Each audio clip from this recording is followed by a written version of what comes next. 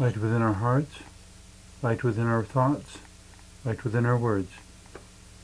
May one and all and everything, blessed and loved, ever be. Welcome. I am Sister Who. With me today on the show, I have my friend David Slater, who is a spiritual counselor and intuitive. The topic we wanted to address today is our own multidimensionality, which sounds like this huge, huge word, but it's the recognition that we are way more than any single individual will ever see. Probably the clearest example I can think of at the moment is my father, who worked for the Postal Service. Mm-hmm. But he also had an evening job as an orderly at a local hospital. So on one facet, he was the father of 5 children. Other people knew him just as the man who delivered their mail. Mm-hmm. Other people knew him just as the orderly who worked in the evenings at the hospital. Somebody else might have known him as the neighbor down the road. My mother obviously knew him as a husband. We knew him as a father. Each of these could be one way of seeing him. Mm-hmm. And in many cases, the people involved didn't see him any other way. He, the true he, of course, was all of these mixed together and a whole lot more, because, I mean, that we haven't touched yet on the fact that he was someone's son, mm-hmm. Someone's grandson, someone's sibling, all sorts of additional roles and ways of interacting, within which context he may have appeared or acted or engaged in completely different activities and tasks yet. On a similar note, it was quite a number of years ago. I was at a ski area in northwest Colorado, and I was riding up to go ski down again in a gondola car, this enclosed cabin of sorts, because mm-hmm. it was a longer lift. And there was a woman in there who did not have skis, and she and I were the only ones in there. And so it was a 20-minute ride. So I asked her, what are you doing here if you're not skiing? And well, she was going up to the restaurant that was up on the mountaintop to have some lunch, but basically she was tagging along because she didn't know how to ski, but her husband and her children were off skiing someplace. And so in a sense, the only way she could introduce herself to me was as somebody's wife and somebody's mother. Yes. But she didn't tell me one single word about who she was. Mm-hmm. So rather than look in the mirror and see no more than one of our facets, as so many people see us, what about looking in the mirror and recognizing a multidimensional person who is all of these and more? Mm-hmm. I find it a helpful way for me to interact with people when I find myself in a group setting and I see that person who's conspicuously quiet or conspicuously different or detached from the crowd. It's like, what am I going to find here? Our mutual friend that we met through, I met her in a community setting, and I observed, and by observing, I saw there was much more to her than she was presenting. So I definitely wanted to get to know her better, and a remarkable relationship I've had for many years now, and incredibly grateful for it. When someone will transcend a single dimension of their multidimensional being is what is striking and inviting to say, oh, what more is in there, and start asking the questions accordingly. When you say transcend in that context, though, what you're referring to is someone who does something that we didn't expect. Yes. Easy example, perhaps, a karaoke bar. Mm-hmm. The person who was the secretary at the office, or the coworker in the field, or some possibly mundane sort of line of work, and then you invite them along to karaoke night. Exactly. and hand them a microphone and say, pick out a song, sing something. Uh-huh. And nobody had any idea they could sing at all. Uh-huh. And suddenly everyone's on their feet cheering and clapping, and this most incredible voice is coming from this person, and you had no idea that they had any vocal ability whatsoever. Exactly. You know, or church services or musical auditions I've been to. Uh-huh. Well, the piano player didn't show up, so everyone's going to have to sing their audition a cappella. Mm-hmm. You know, except that somebody who is just a parent who's there says, well, I can play the piano. And maybe their own kids say, you can play the piano? Exactly. I've never heard you play the piano.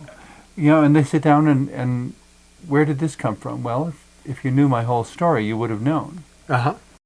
Can't we let that be our guide on how we interact with people? Start asking the questions instead of, so where are you from?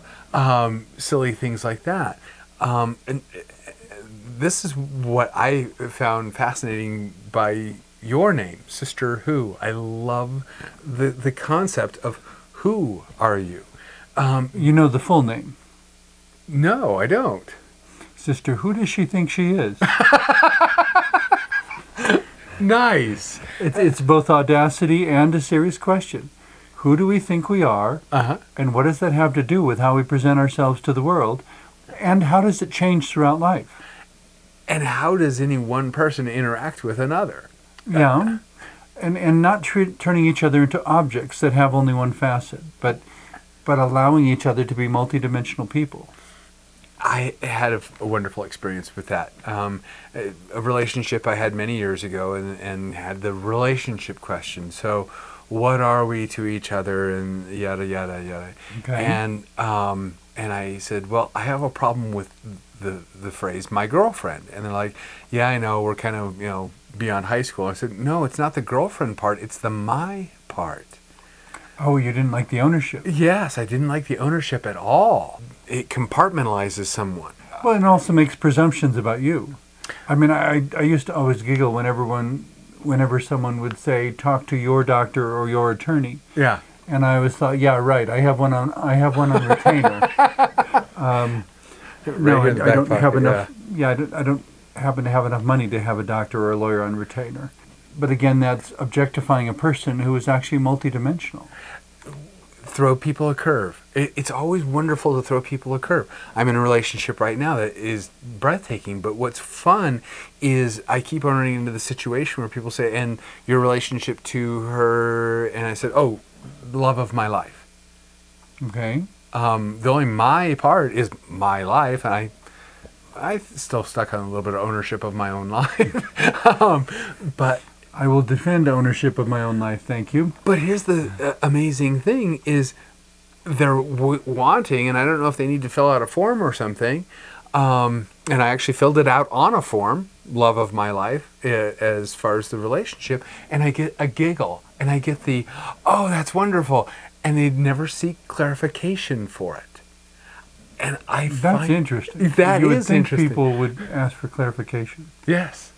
And I like leaving it right where it is. The thing is how can we transcend any one dimension or facet of our experience? Well, and part of that is becoming aware that we are unconsciously slipping into objectifying people. Mm-hmm. Turning them into objects that are no more than the definition we give them. Instead of, during the introduction, acknowledging that I have known this person in this capacity, but I have no doubt that there is much to discover about them that I hope you will all find fascinating. Yes. Understanding that the human being is a powerful thing, and that's what we keep on touching back on so many things. We have one of our oldest phrases that seems like everyone in our society knows is the book, judging a book by its cover. Mm-hmm. And don't judge a book by its cover. And we've heard it a million times, yet we still keep doing it. Well, and giving each person we meet the opportunity to be an individual. Uh-huh. Instead of assuming that they are defined only by their associations and relationships or only by their inclusions. This is so-and-so who's the president of whatever club. Mm-hmm. This is Joe's wife. Mm-hmm. Well, what's Joe's wife's name? or does she have no identity other than being Joe's wife? Exactly. I'm blanking on Susie Orman, the inspirational business speaker. I was listening to one of her television shows once, and she was hammering home the point of introducing yourself with confidence, and described how she was at a party and walked up to someone and said, "Hello, I'm Susie Orman." And the guy responded, "Well, you sure are." I thought that was so perfect. She's an amazing woman, and but has very much claimed her space and claimed her identity. But from what I've seen of her, claimed herself as a thinking, multidimensional person. Do we claim ourselves that way? I've had the experience where someone asked me who I was. And how did you answer? Well, I honestly don't remember, because their response was even more striking, because they said, "Okay, that's what you are. Who are you?" Okay. And it was like, oh, this is going to be a fun conversation, because then my mentor said that if you ever want to write your biography, that's who you are. If you write what you are, that's your obituary. Okay. And I love that concept. So next time you're speaking with someone, you ask them who they are, and invariably the easiest one is, I am, I'm a computer programmer, I'm a business analyst, I'm a banker, I'm a farmer, I'm a rancher, I'm a housewife, and that, I don't know who said it first, but that's where I always come back to the time-worn phrase, if you are what you do, when you don't, you're not. Exactly. You cease to exist. So bait them and say, who are you? They say what they are, and you say, okay, that's what you are. Who are you? And you're either going to chase them away, which is fine. We don't have time for cowards. I like one of my favorite phrases. We don't have time for cowards? Oh, I love this. When someone is bringing a drama or something that's not helpful, you go, oh, I'm an eternal being and I don't have time for this stuff. And it's a bit rude, but at the same time, it can catch someone's attention. I have all the time in all of eternity and not time for this. And potentially a little bit judgmental. But again, it changes the conversation. So that we can start speaking to who we are, or those things that people never speak of. In counseling folks, I've had folks within 10, 15 minutes go, I've never told anyone this stuff. And I don't know what it is that brings that about, but again, this is going to be a delightful conversation because we're already going to places they haven't been to before. They themselves haven't been to before. And it's important that when somebody gives you that kind of opportunity that you treat it with respect and trust and so forth. That if someone is really, really opening up, maybe that's not the time to say, I don't have time for this. Exactly. When it might be appropriate to use that, that I don't have time for this, would be if you could tell that someone is using their description as a distraction. If I tell you what I do, then you won't ask about who I am, and I won't have to face who I really am because I may not like who I really am, right? Exactly. And some of the most wonderful conversations I've been on are when people called me on exactly that. Okay. And again, not to use the concept or the phrase, I'm an eternal being and I don't have time for this, to get away from the person, but to catch their attention. My father did that one time.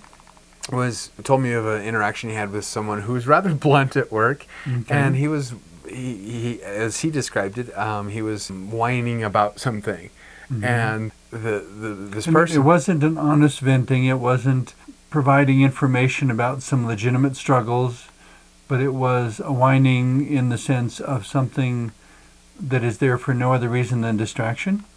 Well, the response from the gentleman was.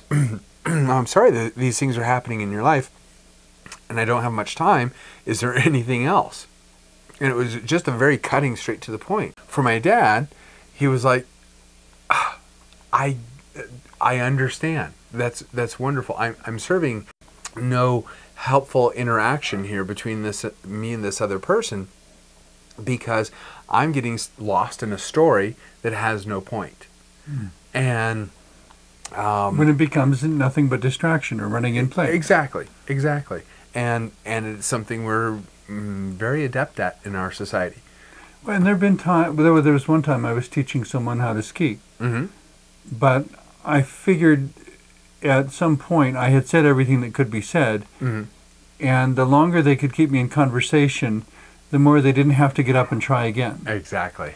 But I was not willing to be the reason that they didn't persist. Mm-hmm. And so I just said, well, I've said all I can say. I don't have anything else to offer, so I need to get out of the way so that you have no excuse except to get up and try. Yeah. I love the blunt people. And I remember being in a business meeting one time, and as we were leaving at the end of it, someone said, wow, once everything was said and done, there was more said than done. And again, so many people are offended or don't want to offend, when in actuality, in the stirring, it can take us into that deeper place. Okay. And it doesn't need to be interpreted as offense either. Exactly. There are times when being blunt is simply a directional marker. Yes, exactly. A signpost to where things need to go. Yeah. But as long as we don't pay attention to the signposts, aren't willing to even put the signpost up, we stumble around in conversations that are going nowhere, and we aren't sure what to do about it. Yeah, bumping into that elephant in the room all the time. Yes. But to me, one of the surefire ways of getting out of that would be our topic today, to go back to rediscovering the multidimensionality of each other and of ourselves. Mm-hmm. When someone says, we're having a karaoke night, would you like to come sing some songs? To, instead of saying, oh, I could never do that, to stop for a moment and think and pause and maybe just think out loud and say, well, never tried that before, but I suppose, you only live once, as the saying goes anyway. Yeah. So, never tried that before, maybe I should try that. Just to see what the possibilities are. And try it at least twice, just to make sure. Once to say you did, twice to be sure of whatever it is you think you can or cannot do. And if you're better on the second time than you were the first, you might want to give it a third time just to be sure that this isn't something you shouldn't continue. Exactly. Because you may have just discovered a new facet of yourself. And the thing is understanding who you are, to include who you're not. It can be remarkable, because that's what can forge relationships. Yes, if you ask me to cook anything in the kitchen, I do not want to see the video show up on America's Funniest Home Videos. And so it's going to be a disaster. So when you're having a relationship with someone, and again, and I say relationship, devoid of the label, you really want to meet that person who loves to cook. And I know I can do very functional cooking, but I really love to eat. And so I find that that person who loves to cook meets the person who loves to eat, who gets flattered by someone who eats a lot of food. How does it get any better? Well, as long as you don't eat yourself into oblivion or unhealthy states or something. But exactly. But the point being that it's a sort of multidimensional collaboration. Yes, and understanding, we've spoken of an organism of love, having so many people that we love in our life. And loving them as people rather than as isolated facets or performers of activity. Yes. Loving the plumber as a whole person, not only as the man who fixes the pipes. Yes, and being able to address things you learn about that plumber or that person that interacts with you on whatever level, to the plumber comes to help out and you have their favorite Danish there, or the cookie their grandmother used to make for them, because you took the time to find out what that was, because you got to understand who they are and something that's important to them. I laugh when people say, oh, I'm in love and we have so much in common. It's like, oh, that's a shame. What you want is all those things that are uncommon, all those things that are complementary, or just plain don't even match, because then they become that mystery to you. Do we want that person that 30 years from now we know everything about? I would love to be in a relationship, and I've actually... I'm not sure that's possible. Exactly my point. Because each person is a multidimensional quality, of history and future visions and Yes. emotions and thoughts and decisions and choices and a wide range of different abilities, some of which they don't even know they have. I don't know that it's possible, even after 100 years, to really know everything there is to know about another person. And much less everyone in your family if you have more than just a spouse. And isn't it strange that we'll ever grasp or think, oh, I know them. I so know them. Well, you may know some of them, that type of thing. But to me, there's a certain blindness that's inherent in that kind of claim. Wouldn't it be wonderful if we met people and said, well, I love you, now let's figure out the rest going forward? It's so easy to love human beings. When you're speaking of someone in the third person, I met him under these contexts, these are the things I've observed. I'm not presuming for one moment that I even know a tenth of who he really is. And now let's go on the adventure. And even if I knew in this moment, all of it could change in the next. Absolutely. And I find it strange in the model that we have for especially romantic relationships.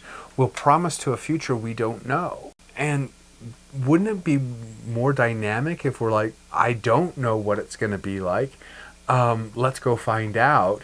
And that's much more realistic than I love you forever. Let's sign a piece of paper and it's never going to change from now until death do us part. Wouldn't it be wonderful? I think that's fairly impossible. Exactly.